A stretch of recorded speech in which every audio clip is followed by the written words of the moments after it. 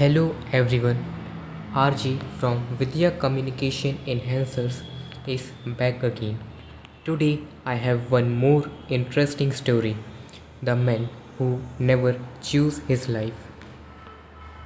At 26, Arjun had a strange problem. He knew exactly what he wanted from life, and almost every night he did the opposite. One evening he opened his laptop to study. 40 minutes later he got stuck. He stared at the problem. No idea came. His chest tightened. His mind wanted relief. He opened a series. One episode became five.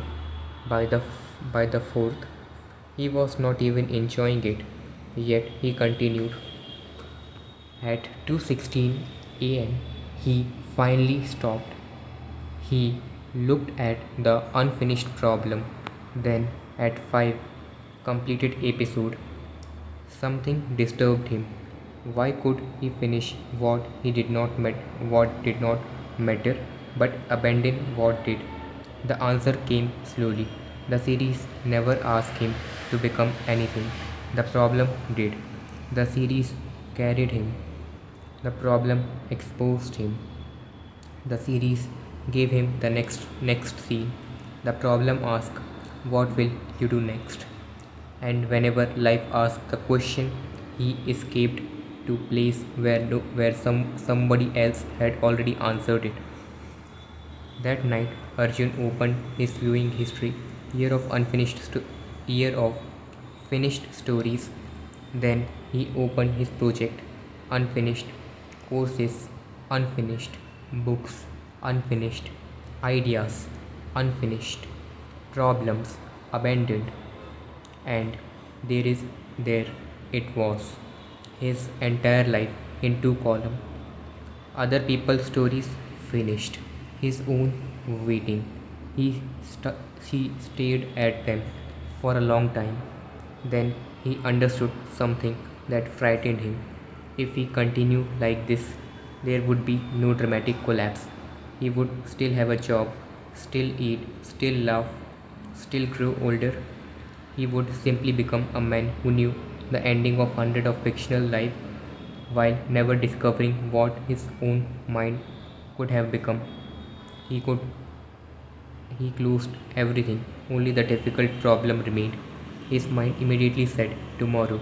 Arjun looked at it. For a year, that word had sounded harmless. Tonight, he finally heard its full meaning. Not this life. Give it to the older man. Let him pay for it. He picked up his phone, then stopped. The urge to escape was still there. Nothing inside him wanted to work, and that was the moment he finally understood. This was the moment, not Monday, not January, not after motivation arrived. This ugly little moment, stuck, bored, unmotivated, phone in hand, was where his future had been losing for years. He placed phone outside the room, sat down, and looked at the problem. Still no answer. Good. For once, he could not demand that work make him feel good before he gave himself to it. He whispered, "You have taken enough evening from me."